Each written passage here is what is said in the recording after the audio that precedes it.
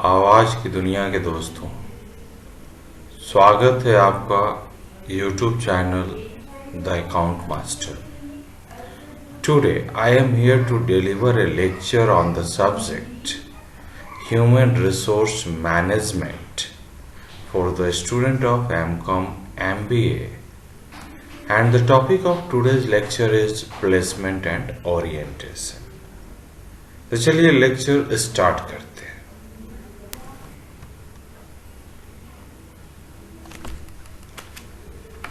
इससे पहले लेक्चर में हम लोगों ने देखा कि कैसे रिक्रूटमेंट करते हैं, कैसे सिलेक्शन करते हैं, और जब रिक्रूटमेंट और सिलेक्शन हो जाता है तो उसके बाद हम लोग प्लेसमेंट करते हैं।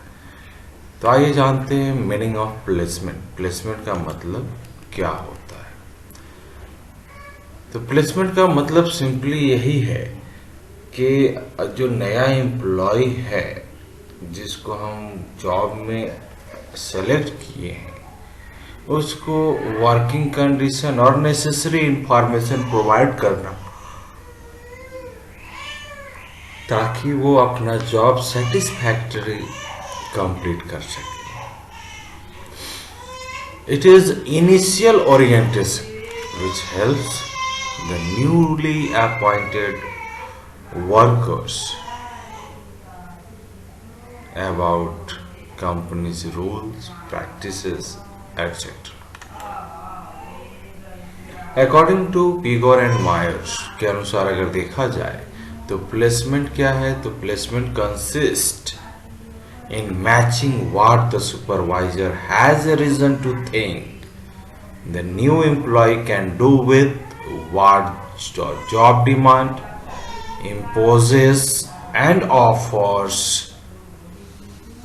तो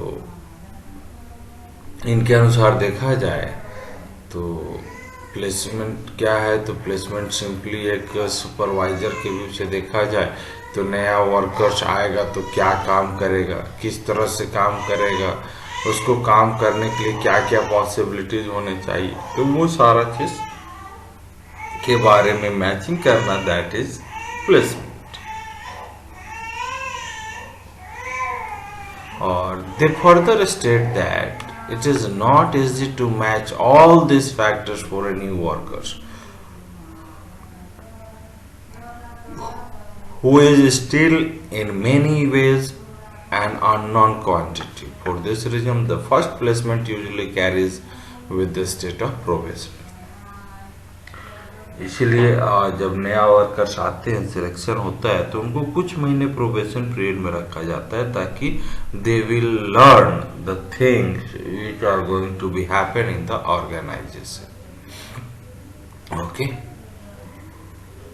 प्लेसमेंट का प्रिंसिपल्स क्या है उसको देखते हैं। तो पहला प्रिंसिपल है the job should be offered to the man according to his qualification.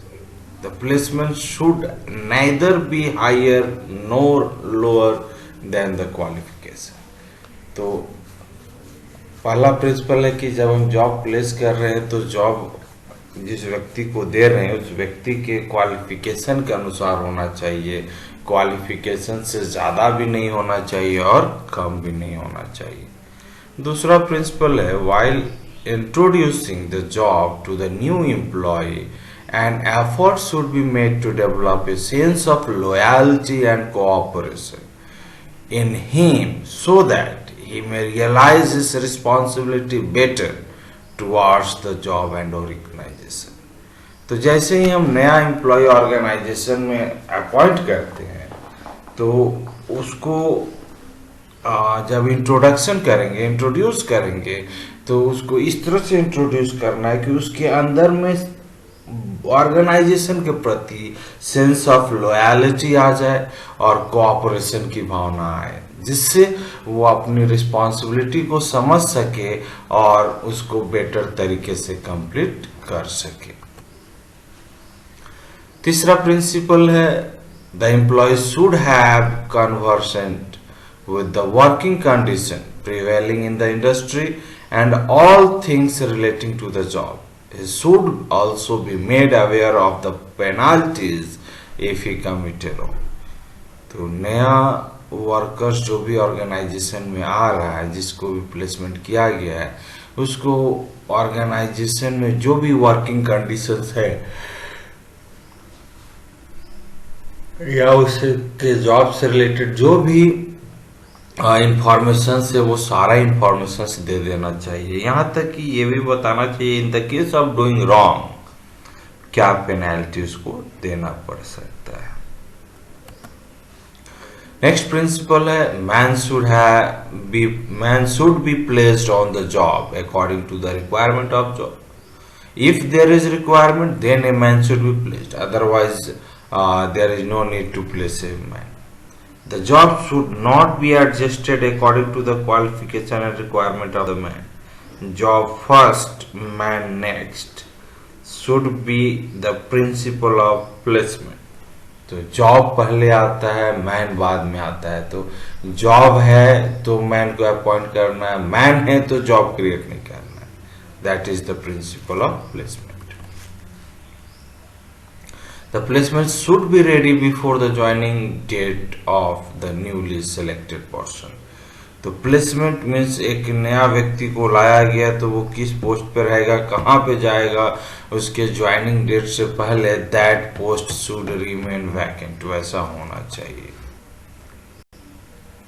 The placement in the initial period may be temporary, as changes likely after the completion of training.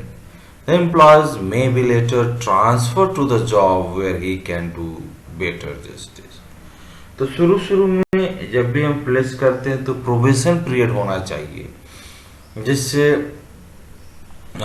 इस तरह से लगे कि he is doing the training, और after completion of that probation period means after completion of that training he should be placed on the post where he can do the better justice, better job. So these are the principles of placement. Okay, चलिए आगे चलते हैं। Placement के बाद हम लोग orientation करते हैं।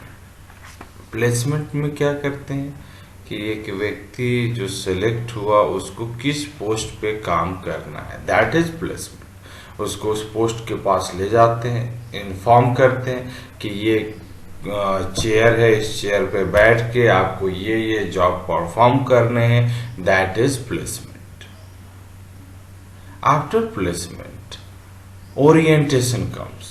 ओरिएंटेशन का मतलब होता है to make familiar with the colleague, with the superior, with the subordinate, with the mission vision of the organization, with the working environment of the organization. तो ओरिएंटेशन का मतलब है कि जान पहचान बनाना, जान पहचान अपने सहकर्मी से, अपने जूनियर से, अपने सीनियर से, ऑर्गेनाइजेशन के वर्किंग एनवायरनमेंट से भी जान पहचान होना, ऑर्गेनाइजेशन के एम्स ऑब्जेक्टिव से भी जान पहचान होना। तो that means orientation. In the word of M Ivancevich, orientation orients, direct and guide employees to understand the work, firm, colleague and mission. It introduces a new employee to the organization and to his task, manager and work group. तो orientation क्या करता है? तो Orient करता है, guide direct करता है और गाइड करता है एम्प्लॉय को। किस लिए? ताकि वो समझ सके काम को, फॉर्म को, अपने कलीग को, ऑर्गेनाइजेशन के मिशन। यहाँ पे न्यू एम्प्लॉय जो ऑर्गेनाइजेशन के होते हैं उनको उनके टास्क, मैनेजर और वर्क ग्रुप से इंट्रोड्यूस कराया जाता है। That is orientation. In the word of John Bernardin, orientation is the term used for the organisation sponsored formalized activities associated with an employee socialization in the organization. Simply employ जो नया है, जो organisation में आ रहा है, organisation एक society है, उस सोसाइटी में socialisation of new employ is known as orientation. Okay, Bill Moria has defined orientation as, orientation को इंडक्शन प्रोग्राम भी बोला जाता है। तो induction is a technique by which a new employee rehabilitated into the changed surrounding and introduced to the practices, policy and purpose of the organization। तो जो नया employ organisation में आ रहा है उसको ऑर्गेनाइजेशन का गोल के बारे में बताना, ऑर्गेनाइजेशन के पॉलिसीज के बारे में बताना, ऑर्गेनाइजेशन के प्लान प्रैक्टिसेस के बारे में बताना। तो this are the core theme of orientation और induction. Orientation is a component of the new employee socialization process. Socialization is the ongoing process of instilling in all new employees prevailing attitude, standards, value, pattern of behavior that are expected by the organization and its department. Thus, orientation is a process through which a new employ is introduce to the organisation. तो ये एक process है जिससे नया employ organisation में आता है। It is the process wherein an employee is made to feel comfortable at home in the organisation. तो उनको स्ट्रेस फ्री किया जाता है कि you are in the home, यानी this organisation is your home and you have to feel comfortable. The new employ is handed over a rule book, company booklet, policy manual, progress report, document containing company's information which are informational in nature. It is the responsibility of human resource department to execute the orientation program। तो जैसा कि हम लोगों ने देखा orientation क्या है, तो जब ऑर्गेनाइजेशन में नया एम्प्लॉय आता है तो उसका सोशलाइजेशन प्रोसेस करते हैं। यहाँ पे उसके एटीट्यूड, बिहेवियर, स्टैंडर्ड, सारा चीज़ों के बारे में हम लोग एक्सपेक्ट करते हैं। और साथ में ऑर्गेनाइजेशन ये भी एक्सपेक्ट करता है कि ऑर्गेनाइजेशन का प्लान, पॉलिसीज भी, ऑर्गेनाइजेशन का पॉलिसीज, प्रैक्टिसेस, ये सारे के बारे में भी जानकारी न्यू कॉमर्स को हो। And the orientation program is conducted by the human resource department. Okay, it is the next step after the selection and placement। selection recruitment की, सिलेक्शन किए, प्लेसमेंट किए, उसके बाद जो स्टेप आया that is orientation. It helps newly joint employ to adjust him or her to the work in the organization and to make him or feel at home with his co-workers। So in easy words we can say that introducing a new entrant with the organization and its people is known as induction। यानी नया व्यक्ति जो organisation में आ रहा है उसको organisation और organisation के पुराने लोगों से जान परिचय कराना ही induction programme. Okay, according to Michael Armstrong, induction is the process of receiving and welcoming a new employee when he first joins a company and giving him basic information he needs to settle down quickly and happily and start work। तो induction या orientation क्या है? तो नया employ को receive करना, उसका warm welcome करना ताकि वो कंपनी के बारे में और अपने को वर्कर्स के बारे में जान सके और आसानी से काम स्टार्ट कर सके। तो this are the meaning of orientation. Okay, चलिए आगे बढ़ते हैं।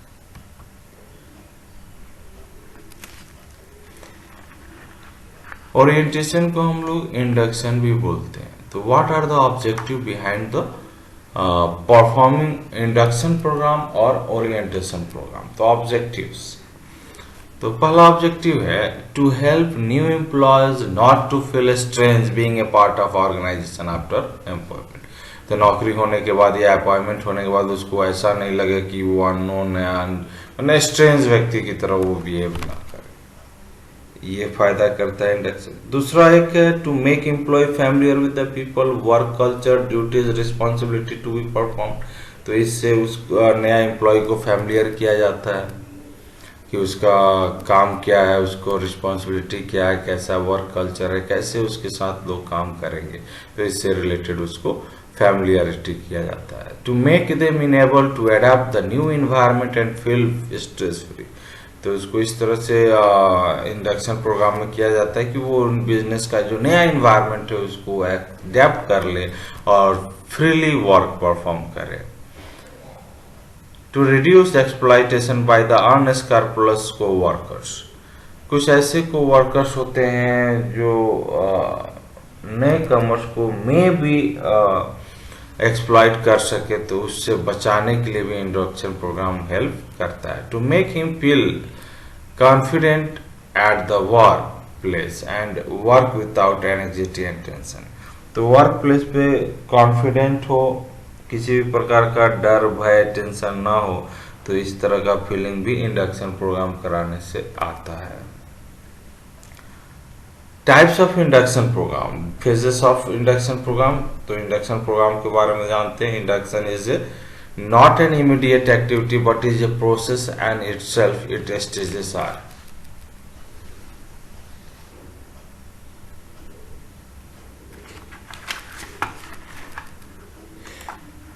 तो यहाँ पे जो स्टेजेस है, पहला है जनरल इंडक्शन में हम लोग क्या करते हैं कि ये फर्स्ट बेस्ड इंडक्शन है। यहाँ पे सबसे पहले हम लोग क्या करते हैं कि नया जो एम्प्लॉय आता है उसको सर्विस कंडीशन के बारे में, सैलरी के बारे में, प्रमोशन के बारे में, ग्रीवांस हैंडलिंग सिस्टम के बारे में, जो ऑर्गेनाइजेशन में पहले से चलता आ रहा है उसके बारे में हम लोग बताते हैं।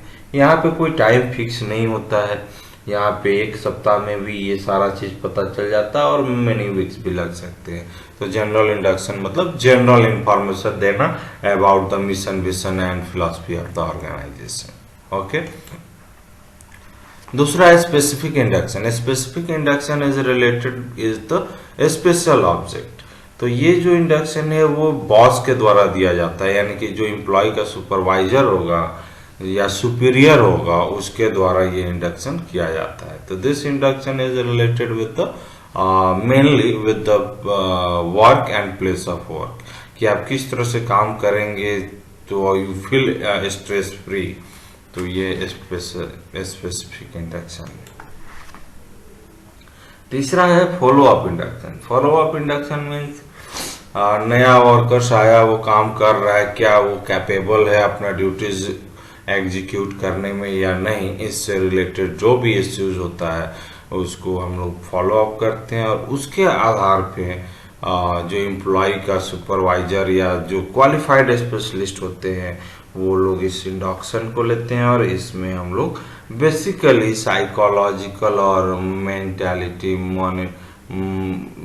से रिलेटेड हम लोग क्वेश्चन आंसर के तौर पे उसको ओरिएंट करते हैं और उसके आधार पे उसका फॉलो अप करते हैं। तो this are the 3 phases of induction program. Okay, चलिए आगे चलते हैं। ओके, चलिए फिर हम लोग देखते हैं importance of induction. Induction program organization में बहुत ही जरूरी है, जिससे हम वर्कर्स के और वर्कर्स को ऑर्गेनाइजेशन के साथ इंट्रोड्यूस जान पहचान कराते हैं। तो पहला इम्पोर्टेंस है इजी एंट्री, आसानी से वर्कर्स को ऑर्गेनाइजेशन में आने में कोई दिक्कत नहीं होगी, वो एंजाइटी फील नहीं करेगा, बिकॉज वो सारा चीज ओरिएंटेशन में पहले ही जान चुका है ऑर्गेनाइजेशन के बारे में, तो उसको पता है कि ऑर्गेनाइजेशन का rule regulations, working environment, culture क्या है, तो वो आसानी से ऑर्गेनाइजेशन में एंट्री करता है। ये सारी चीज़ों को अगर वो पहले से जानता है तो इसका मोरल जो होता है वो बूस्टेड होता है। मोरल बूस्टेड होने के कारण वो क्या होता है कि सेटिस्फैक्शन उसके अंदर में आता है, तो सेटिस्फैक्शन आने के साथ उसका रोल क्लैरिटी भी होता है। रोल क्लैरिटी मतलब उसको पता है कि what are his duty and what are his responsibility, तो यहाँ डुप्लीकेशन ऑफ वर्क नहीं होता है और जिसके कारण से उसको सेटिस्फैक्शन होता है। सेटिस्फैक्शन ऑफ जॉब होने के कारण क्या होता है कि वो हैप्पी रहता है जॉब के कारण और उसको प्रॉपर ट्रेनिंग प्रोवाइड किया जाता है अकॉर्डिंग टू द जॉब, तो वो आगे इसको अच्छे से परफॉर्म कर पाता है। नेक्स्ट है लेस एब्सेंटीजम एंड टर्नओवर। अगर कोई एम्प्लॉय ऑर्गेनाइजेशन में हाईली मोरल है और जॉब सेटिस्फाइड है तो एब्सेंटीजम होने का कम संभावना होता है और टर्नओवर भी होने की संभावना ना के बराबर होती है। Goodwill. Goodwill company with good image in the market never compromise with any problem. They provide induction training to their interns, considering them as an asset of the organization. It increases their goodwill or brand in the market. तो नया workers organisation में आते हैं तो उनका induction कराना